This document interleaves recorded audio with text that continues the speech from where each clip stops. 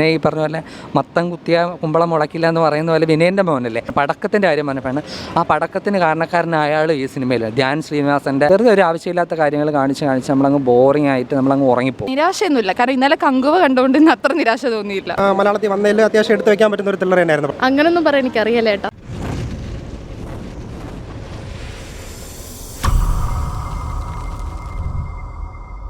ഇഷ്ടപ്പെട്ടില്ല. അതിലൊരു ക്യാരക്ടർ ഓവറായിട്ട് ഒരു അൺവാണ്ടഡ് പ്ലേസ്മെന്റ് പോലെ തോന്നി. ത്രില്ലറാണ്, പക്ഷേ എക്സ്പെക്ട് ചെയ്ത പോലെ ഇല്ല. ഒരു റിയൽ ഇൻസിഡന്റ് ബേസ് ആയതുകൊണ്ട് ഒരുപാട് എക്സ്പെക്ട് ചെയ്തിട്ടാണ് വന്നത്, അതിനുള്ളതില്ലായിരുന്നു. അങ്ങനൊന്നും പറയാൻ താല്പര്യപ്പെടുന്നില്ല, കുഴപ്പമില്ലായിരുന്നു. ഞാൻ എക്സ്പെക്ട് ചെയ്തത്ര ഇല്ലായിരുന്നു, ഓവർലി എക്സ്പെക്ട് ചെയ്തതിൻ്റെ ഒരു പ്രശ്നം. അങ്ങനൊന്നും പറയാൻ എനിക്കറിയില്ല ഏട്ടാ. ഇല്ല, എനിക്ക് അങ്ങനെ തോന്നിയില്ല. ഇപ്പോൾ ആവറേജ് മൂവിയാണ്, കണ്ടിരിക്കാനുണ്ട്. ആ ബേസ് തോന്നി എനിക്ക്. ഒരുപാട് കണ്ടു മറന്ന ഒരു ഇൻവെസ്റ്റിഗേഷൻ പോലെ എനിക്ക് തോന്നി. കുഴപ്പമില്ല, കണ്ടിരിക്കാം. ഡിപ്പെൻസ് ആണ് ഓരോരുത്തരുടെ ഇതനുസരിച്ച്.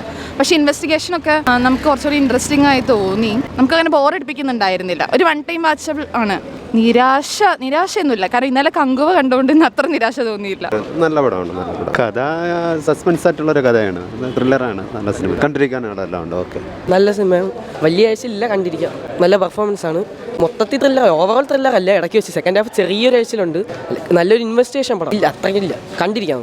നല്ല പടം തന്നെയാണ്, നല്ലൊരു എൻഗേജിങ് ത്രില്ലർ തന്നെയായിരുന്നു. മലയാളത്തിൽ വന്നതിൽ അത്യാവശ്യം എടുത്തു വെക്കാൻ പറ്റുന്ന ഒരു ത്രില്ലർ തന്നെയായിരുന്നു പടം. ഒരിടത്ത് ലാഗോ അങ്ങനെ ഒന്നുമില്ല. അത്യാവശ്യം മ്യൂസിക് ഒക്കെ നല്ല BGM ഒക്കെ ആയിരുന്നു. ട്വിസ്റ്റും അത്യാവശ്യമൊക്കെ കൊള്ളാന്നുള്ള നല്ലൊരു പടം തന്നെയാണ്. മേക്കിംഗ് തന്നെയാണ്, കാരണം നമുക്ക് ഒരു സ്ഥലത്ത് പോലും ഒരു റിയൽ ഇൻസിഡൻ്റ് ആണ്. അപ്പോൾ അത്രത്തോളം അതിനെ എൻഗേജ് ചെയ്താലേ നമുക്കിത് കാണാൻ പറ്റത്തുള്ളൂ. അപ്പോൾ അത്രത്തോളം നല്ല രീതിയിൽ എൻഗേജ് ചെയ്ത് പടം എടുത്തിട്ടുണ്ട്. കാരണം ഒരു സ്ഥലത്ത് പോലും നമുക്ക് ബോർ അടിച്ചോ അങ്ങനെ ഒന്നുമില്ല. ലെങ്ത് കുറച്ച് കുറവായിരുന്നു, പക്ഷേ അതുകൊണ്ട് അത് പടത്തിന് ഒരു പോസിറ്റീവാണ്. ഉണ്ടായിരുന്നു. പ്രേക്ഷകരെ പിടിച്ചെടുത്തത് മെയിനായിട്ട് അതിൻ്റെ മ്യൂസിക്കാണ്. കാരണം അത്യാവശ്യം നല്ല രഞ്ജിൻ രാജ് നല്ല BGM നല്ല രീതിയിൽ ചെയ്തുകൊണ്ട് നമുക്ക് അത്യാവശ്യം ബോറില്ലാതെ പടം കാണാം. സ്റ്റോറി ബേസ് ട്രൂ സ്റ്റോറിയാണ്, റിയൽ ആയിട്ട് 2023 നടന്നൊരു സ്റ്റോറിയാണ്. നല്ല രീതിയിൽ തന്നെ സ്ക്രീനിൽ ഫുള്ള് പ്രസൻറ്റ് ചെയ്തിട്ടുണ്ട്. ഓൾറെഡി നല്ലൊരു ഇൻവെസ്റ്റിഗേറ്റീവ് ത്രില്ലർ തന്നെ, എൻഗേജിങ് തന്നെയാണ്. ലാഗ് അങ്ങനത്തെ കാര്യങ്ങളൊന്നും ഫീൽ ചെയ്തിട്ടില്ല. മേക്കിംഗ് ആണ്, നല്ല മേക്കിംഗ് ആണ്. ഓവറോൾ നല്ല സിനിമയാണ്, നല്ലൊരു ഇൻവെസ്റ്റിഗേറ്റീവ് ത്രില്ലറാണ്. നല്ല അഭിനയം. ഇപ്പം എസ്പെഷ്യലി അർജുന അശോകൻ നല്ല രീതിയിൽ തന്നെ പറഞ്ഞിട്ടുണ്ട്. കൊള്ളാം. നല്ല മൂവിയാണ്. തിയേറ്റർ എക്സ്പീരിയൻസ് ഒക്കെ നല്ല പോലെ ഉണ്ട്. എഫക്ട്സും എല്ലാം കണക്കാം. ഡയറക്ഷനും നല്ലപോലെ ചെയ്തിട്ടുണ്ട്. എൻഗേജിങ് ആണ്, ലാസ്റ്റ് മിനിറ്റ് വരെയും എൻഗേജിങ് ആണ്. ബിലോ ആവറേജ് മൂവിയാണ്, കാരണം നമുക്ക് ഒരു ഇൻവെസ്റ്റിഗേഷൻ ത്രില്ലറാണ്. പക്ഷേ നമ്മൾ ഇൻവെസ്റ്റിഗേഷൻ ത്രില്ലറാകുമ്പോൾ നമ്മളെ പിടിച്ചിരുത്തുന്ന എലമെൻറ്റ്സ് വേണം, അതൊന്നും ഈ സിനിമയിലില്ല. പ്രത്യേകിച്ച് ഈ ഒരു അവസാനത്തെ 15 മിനിറ്റ് ഒരു ട്വിസ്റ്റ് പോലെയും ത്രില്ലിംഗ് ആയിട്ടുള്ള, പക്ഷേ ആ ബാക്കിയുള്ള 2 മണിക്കൂർ നമ്മളങ്ങ് ഉറങ്ങിപ്പോകും. പിടിച്ചിരുത്തുന്ന യാതൊരു കാര്യങ്ങളും ഈ സിനിമയിലില്ല. പ്രത്യേകിച്ച് ആദ്യത്തെ ഇൻ്റർവെല്ലിൽ വരെ മഹാ ബോറിംഗ് ആണ്, നമ്മൾ ഉറങ്ങിപ്പോകും. അങ്ങനെയുള്ള ഒരു ഫിലിമാണ്.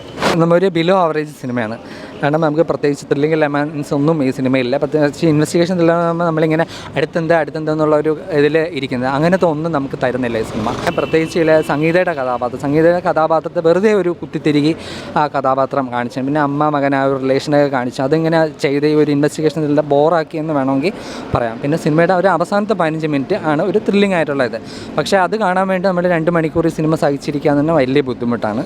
പിന്നെ പ്രത്യേകിച്ച് ഫസ്റ്റ് ഹാഫ് വരെ ഈ ഇൻവെസ്റ്റിഗേഷനേ തുടങ്ങുന്നില്ല. അതുവരെ നമ്മൾ ഈ സിനിമയിൽ വെറുതെ ഒരു ആവശ്യമില്ലാത്ത കാര്യങ്ങൾ കാണിച്ച് നമ്മളങ്ങ് ബോറിംഗ് ആയിട്ട് നമ്മളങ്ങ് ഉറങ്ങിപ്പോകും. അങ്ങനെ ഒരു മൂവിയാണ്. തീർച്ചയായിട്ടും ഞാൻ പ്രത്യേകിച്ച് ആ ട്രെയിലറൊക്കെ കണ്ടപ്പോൾ ഞാൻ എന്തോ വലിയ സംഭവം പ്രതീക്ഷിച്ചു. പിന്നെ ഈ പറഞ്ഞ പോലെ മത്തം കുത്തിയ കുമ്പളം മുളക്കില്ല എന്ന് പറയുന്ന പോലെ വിനയൻ്റെ മോനല്ലേ, അപ്പോൾ എന്തായാലും നമ്മളൊക്കെ പ്രതീക്ഷിക്കും. പക്ഷേ പുള്ളി ഡയറക്ഷൻ ഒരു ആസ് എ ഡെബ്യൂട്ട് ഡയറക്ടർ പുള്ളി നന്നായിട്ട് ചെയ്തിട്ടുണ്ട്. പക്ഷേ ഈ സിനിമയുടെ ഏറ്റവും വലിയ പാളിച്ച അതിൻ്റെ തിരക്കഥയിൽ പറ്റിപ്പോയത്. അതാണ്, തിരക്കഥ വളരെ ദുർബലമായിട്ടുള്ള തിരക്കഥയായിപ്പോയി.